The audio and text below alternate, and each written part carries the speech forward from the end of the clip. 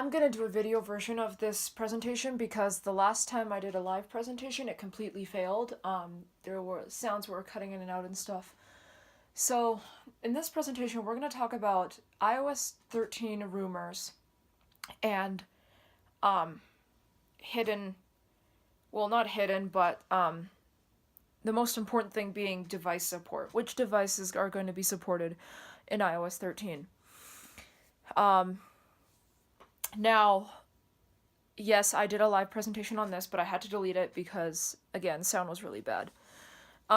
So one thing that I wanted to talk about in that presentation was that, basically, all, like, if we exclude all the other features such as dark mode's coming, iMessage with Android and stuff like that, I mean, those are cool.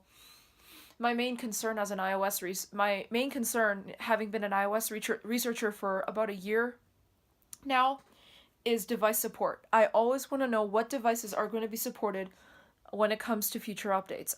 That's like the first question I always ask myself: what devices are going to be supported for iOS 13? Now, one thing that I have, Everything Apple Pro did a video on this, and apparently one of the rumors is that iOS 13 will not be supported on devices that are older than the iPhone 7. So that is the iPhone 5S, 6 and 6 Plus, 6S and 6S Plus, and including the SE. Now again, this isn't, completely in stone yet. This is just a rumor. We don't know if this is going to be a fact yet. However, I hope that this doesn't completely become a fact because it sounds ridiculous. I mean, why do you drop I don't think it's completely necessary to drop support for the 6S and 6S series and the SE. Why do I say this?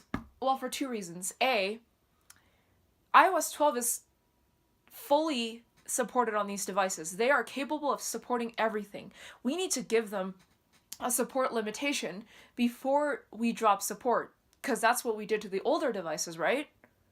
Why can't we do that with those devices?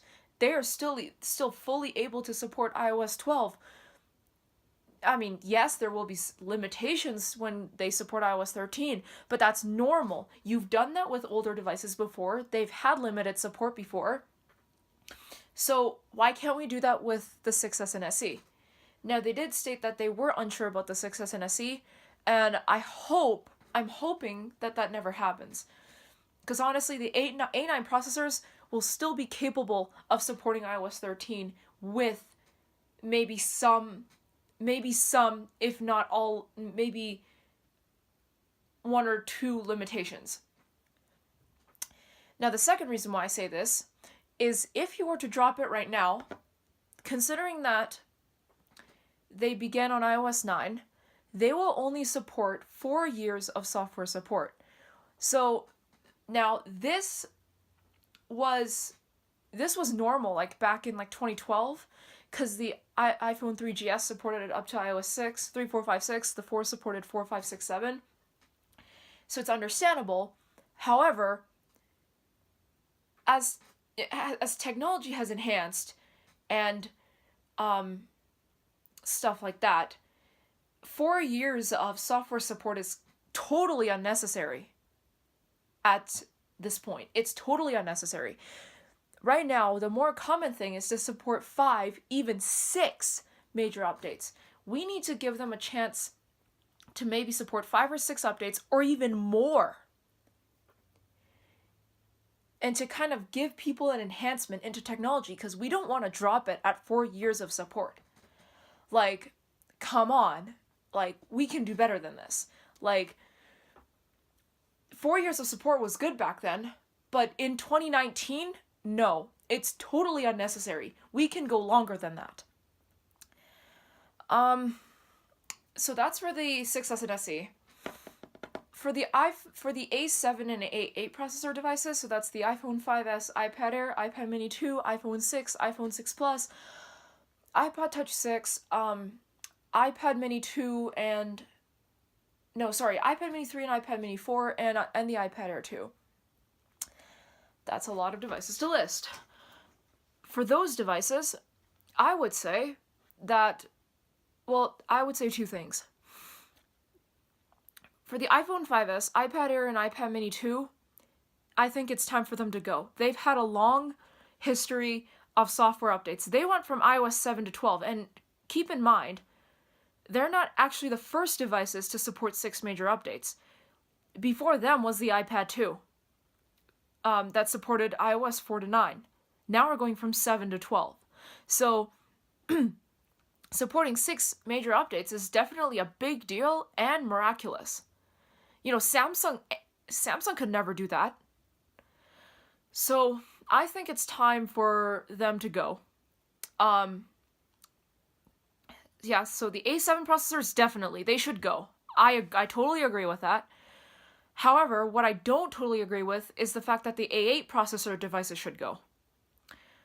Now, the reason why I don't agree with this is I feel like they could support one more software update. I feel like they should have a chance to run on iOS 13 as well, even though there will be more limitations. Because if you're going to support 6 major updates for the iPad Air and all the A7 processor devices, why can't you do the same for the A8s?